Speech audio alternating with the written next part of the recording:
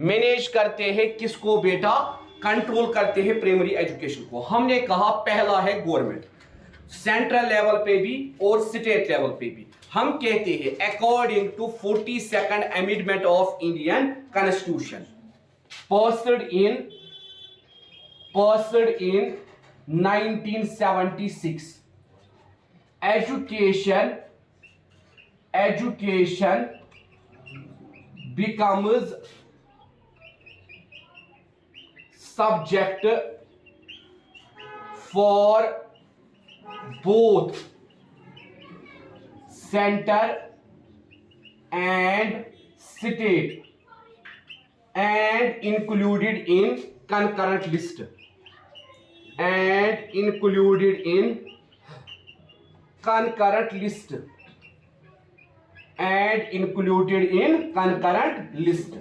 तो हम कहते हैं इस अमेंडमेंट ने हमें क्या बोला, एजुकेशन प्रेजेंटली किस लिस्ट में है, कंकरेंट लिस्ट में, जिसको दोनों गवर्नमेंट कंट्रोल करेगी।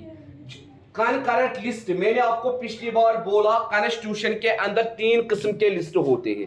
पहला होता है स्टेट लिस्ट जिसमें खाली स्टेट की पॉलिसीज आती है।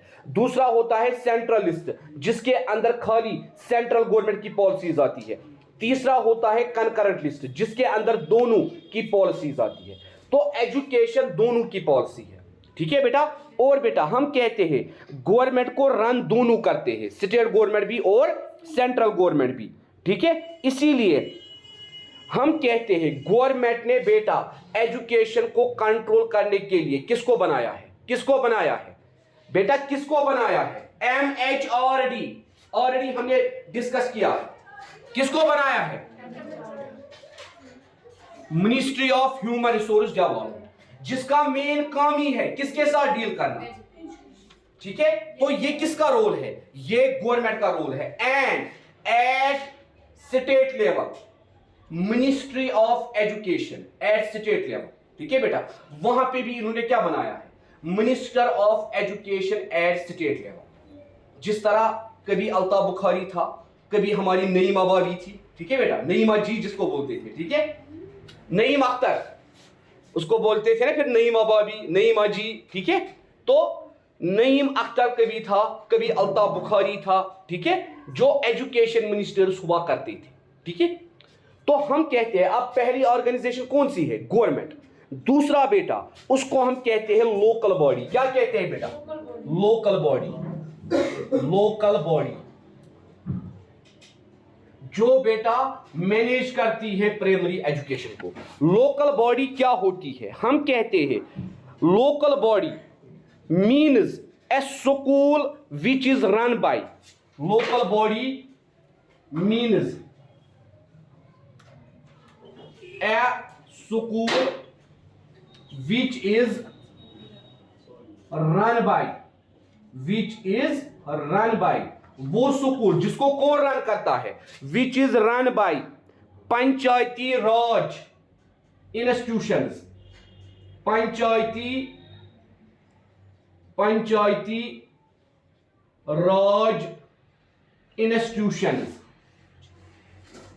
पंचायती राज इंस्टीट्यूशंस या local body institutions, local body institutions, local body institutions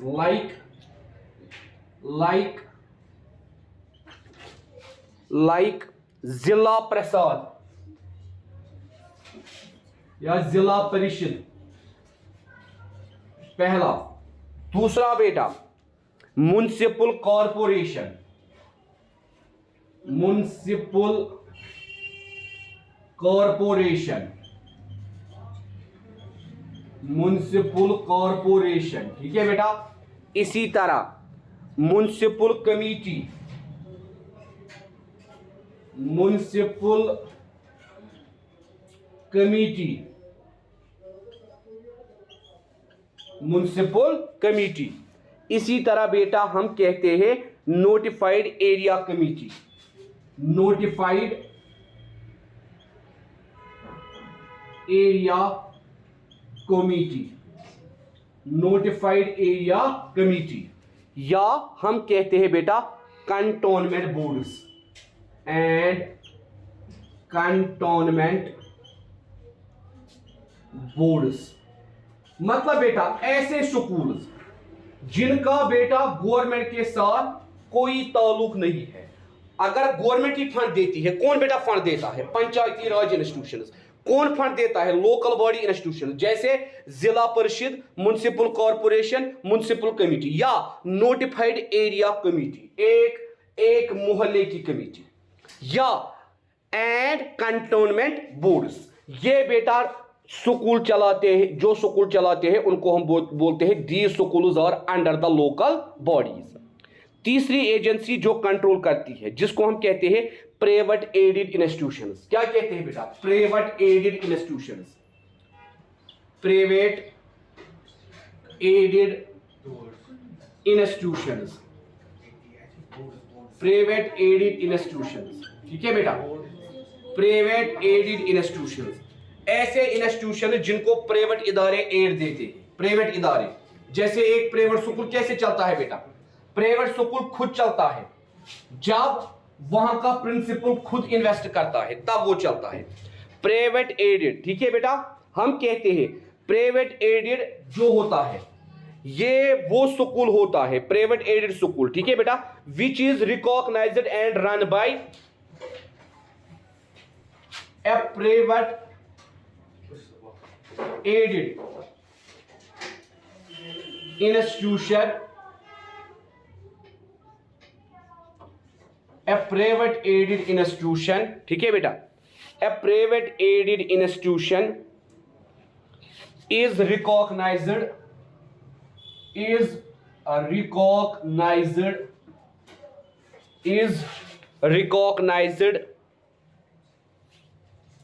is recognized and run by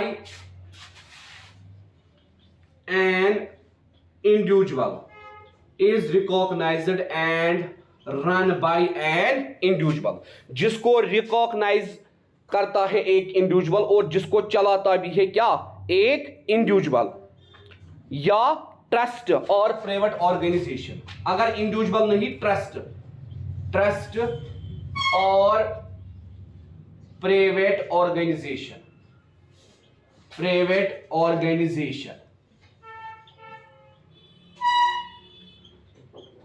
trust और प्राइवेट ऑर्गेनाइजेशन, ठीक है बेटा?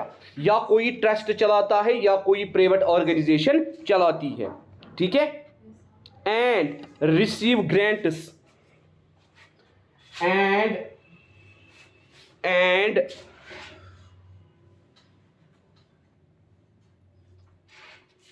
रिसीव ग्रांट्स फ्रॉम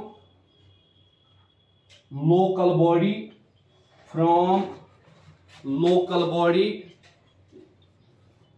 जिला परिषद, स्टेट और सेंट्रल गवर्नमेंट, इसीलिए लोग स्कूल के नाम पे लोन निकालते हैं, ठीक है बेटा? क्योंकि उसमें उनको इंटरेस्ट भी कम होता है और उनको ये लगता है कि गवर्नमेंट की तरफ से हमें कुछ एड मिला स्कूल को डेवलप करने के लिए। उसके बाद हम कहते हैं बेटा प्राइवेट अनएडेड। ये क्या थे? प्राइवेट एडेड, ठीक है? अनएडेड, ऐसे प्राइवेट इंस्टीट्यूशन जिनको कोई ग्रांट नहीं मिलता है, ठीक है? दूसरा private unaided institutions,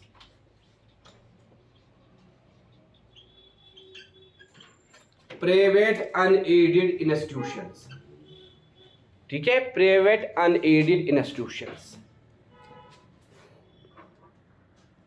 it is recognised and managed by individual. A private unaided institution, a private unaided institution is recognized and run by an individual, run by an individual or private organization, or private organization, और private organisation, या तो बेटा कौन, private organisation. फर्क क्या है मगर, and does not receive, and does not receive any grant, does not receive any grant, उनको कोई ग्रांट नहीं मिलता है, either from government or local body, either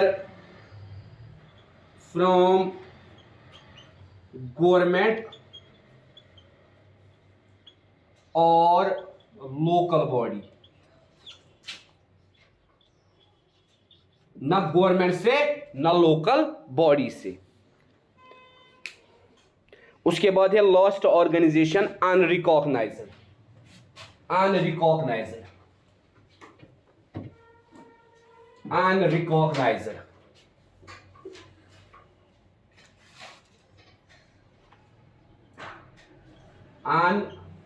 unrecognized, ठीक है बेटा, यह है लॉस्ट ऑर्गेनाइजेशन, अनरिकॉग्नाइज्ड,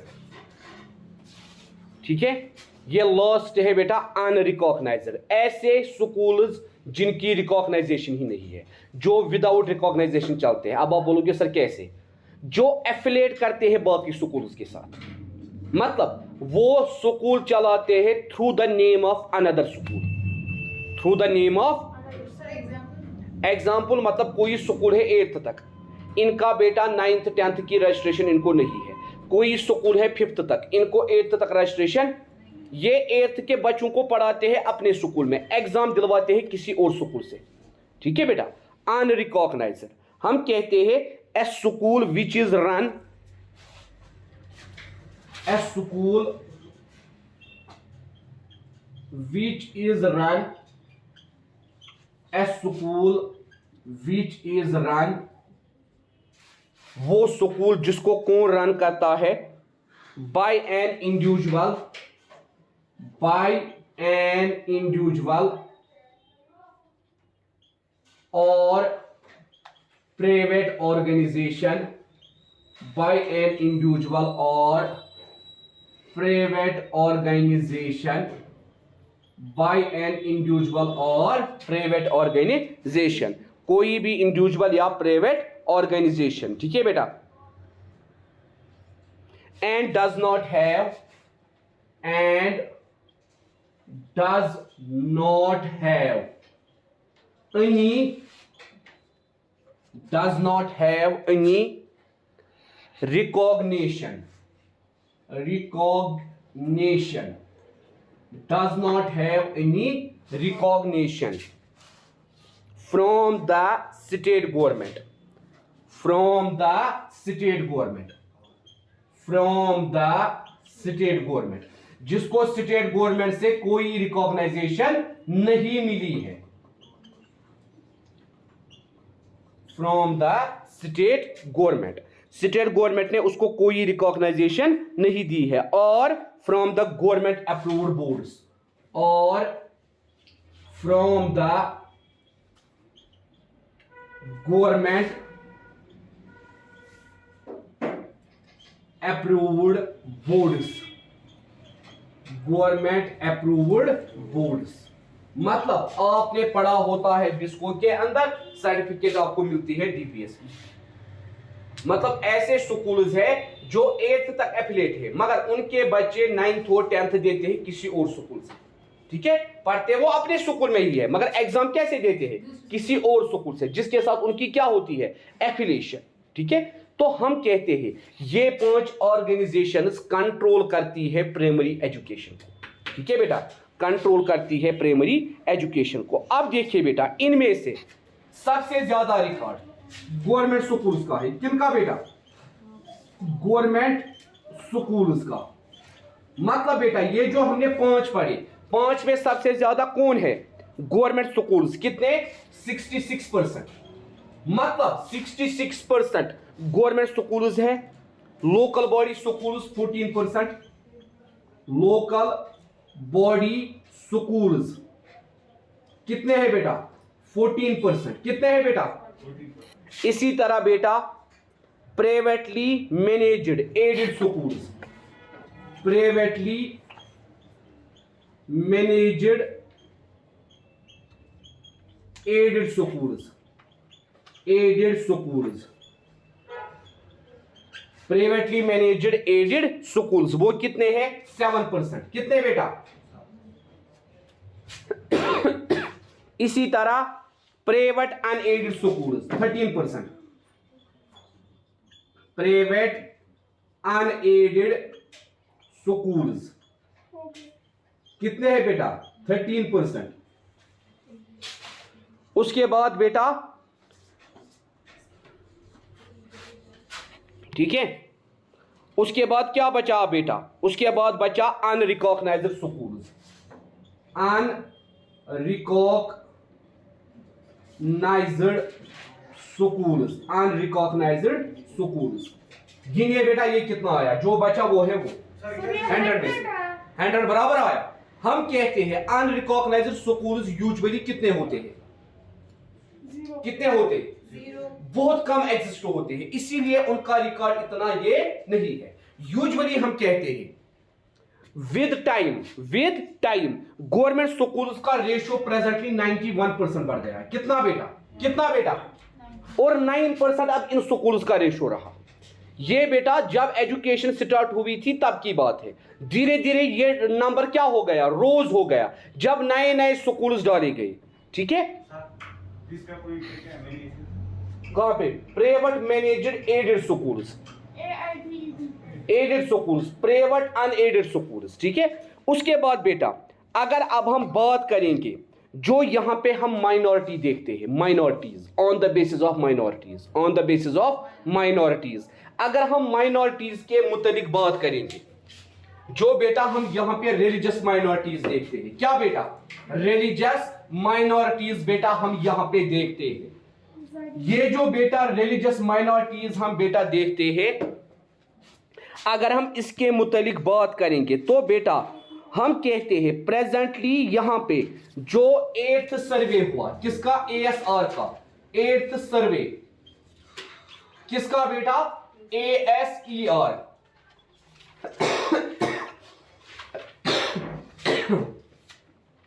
ASER की फुल फॉर्म हमने कल लिखी। हाँ, तो बेटा 8th सर्वे जो उसका हुआ, उसने बेटा हमें रिपोर्ट दी क्या? 42548 स्कूल्स, 42548 स्कूल्स। ठीक है बेटा, 42,548 स्कूल्स इन द कंट्री और managed by different religious minorities. in the country or managed by different religious minorities, different religious minorities। ठीक है बेटा, जिनको अलग अलग रिलीजियस माइनॉरिटी चलाती है, religious minorities. And among them 51% schools are managed by Muslims. यहां देखिए मुस्लिम स्कूल्स कितने ज्यादा है, 51% कौन से स्कूल्स है बेटा? मुस्लिम माइनॉरिटी के। एंड अगर हम बात करेंगे फिर हम बात करेंगे 4% स्कूल्स कौन चलाते हैं? 6। इसी तरह अगर हम बात करेंगे जैन 1.43%। हाँ 1.4% पूरे इंडिया का रेशो। 37.6% Christians, 37.6% Christians. अभी पता चलेगा वो भी कितने हैं। उसके बाद बेटा हम कहते हैं 0.17%, 0.17% पारसी, पारसी PARSI, पारसी। एंड बेटा हम कहेंगे बुद्धिस्ट 0.32, कौन से बेटा? बुद्धिस्ट। और हम कहेंगे बेटा फिर जो बाकी रिलीजियस माइनॉरिटीज है उनके टोटल स्कूल्स है 5.86, जिसमें बेटा हिंदूज भी आते हैं। Other religious minority schools. पूरे इंडिया का? हाँ। तो इंडिया में मुस्लिम ज्यादा स्कूल है? और क्या है? हिंदू बहुत ज्यादा है। नहीं, मुस्लिम पॉपुलेशन इंडिया में सबसे ज्यादा है। आप सर्वे करो, चेक। इसलिए इंडिया को डर लगता है, इसलिए वो कहते हैं हिंदू राष्ट्र। कल हमने कहा फिर इसी के बिना पे प्राइमरी एजुकेशन के स्कूल्स कितने हैं, सेकेंडरी एजुकेशन के स्कूल्स कितने हैं, ठीक है बेटा?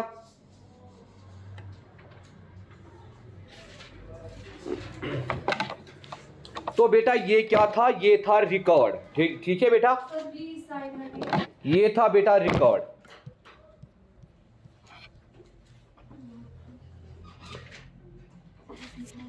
ये था बेटा रिकॉर्ड। अब है अगला topic, need and importance of primary education. Need and importance of primary education. हाँ, need and importance of primary education. एक चीज मैं बोलूंगा, कल को कोई बोलेगा नोट पे नहीं है, इनमें से कोई भी पॉइंट नोट पे नहीं होगा। इसीलिए बेटा आपके लिए बेनिफिट यही है, आप कॉपीज एस्टेब्लिश कीजिए, कॉपीज बनाइए। कल को फिर एग्जाम में ऑब्जेक्ट होगा, आप बोलोगे नोट पे नहीं था, ठीक है बेटा? इसीलिए इसकी कॉपी बनाइए, ये आपको कॉपी से मिलेगा। मैंने पहले भी आपको बोला नोटिस बहुत पहले हम बनाते हैं, मगर लेक्चर हम अपडेट करते हैं with recent surveys, with recent information. मैंने ये इंफॉर्मेशन किन किन साइट से निकाली है, कैसे निकाली है और आप तक पहुंचाई है, ठीक है बेटा? इसीलिए साथ साथ लिखिए ताकि कल को आपको एग्जाम में प्रॉब्लम ना हो। वो जमाना चला गया जब हम बुक उठाते थे, गोटाफिकेशन लर्न करते थे, रूट मेमोराइजेशन करते हैं। आज एग्जामिनेशन में प्रैक्टिकल क्वेश्चंस आते हैं, आपको CBC पैटर्न फेस करना है। 20 objectives, 2 mark questions, 3 mark questions, 5 mark questions and 8 mark questions, कुछ भी आ सकता है। चलिए बेटा, need and importance of primary education. Need and importance of primary education. जाओ, need and importance of primary education.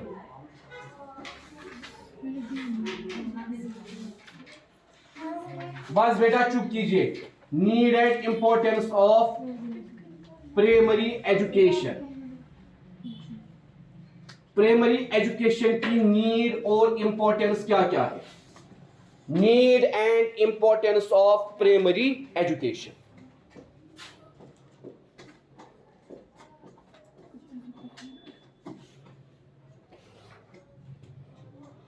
हम कहते हैं प्राइमरी एजुकेशन क्यों इंपॉर्टेंट है? पहली चीज, ये इसलिए इंपॉर्टेंट क्यों है? It enables a person, it enables a person. ये एक पर्सन को इनेबल करती है, किसके लिए बेटा इनेबल करती है? To learn good habits, to learn good habits. First, second, third class, fourth class में आपको यही सिखाया जाता है, टू लर्न गुड हैबिट्स, ठीक है बेटा? पहली चीज। दूसरी चीज नॉलेज, दूसरी चीज development of health and hygiene, health and hygiene, development of health and hygiene qualities among students, qualities among students. आपको बेटा स्कूल में सिखाया जाता है साफ रहना, अपने आप को साफ रखना, क्लासरूम को साफ रखना, ठीक है? ये दूसरा है बेटा हेल्थ एंड हाइजीन, एंड बेटा ये क्या काम करता है बेटा, ये एजुकेशन क्या काम करती है आपको बेटा, it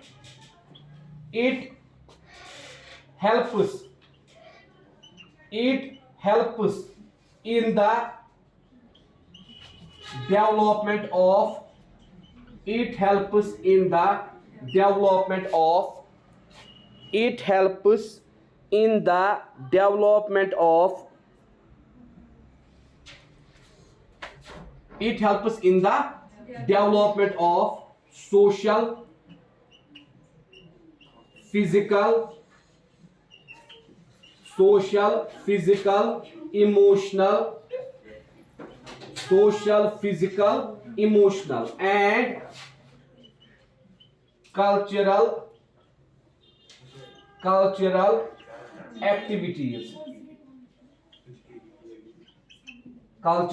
activities. It helps in the development of social, physical, emotional and cultural activities.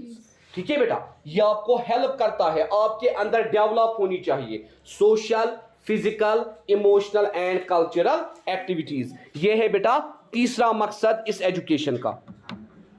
और बेटा सबसे important point, it helps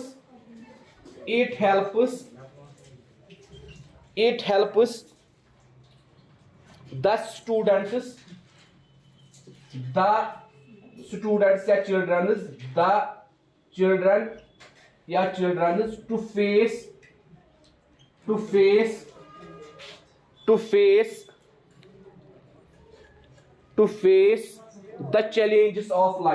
face the challenges of life, to face the challenges of life. Fifth one,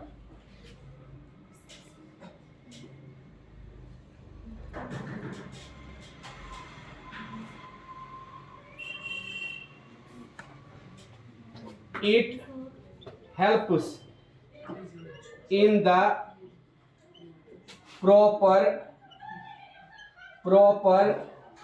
development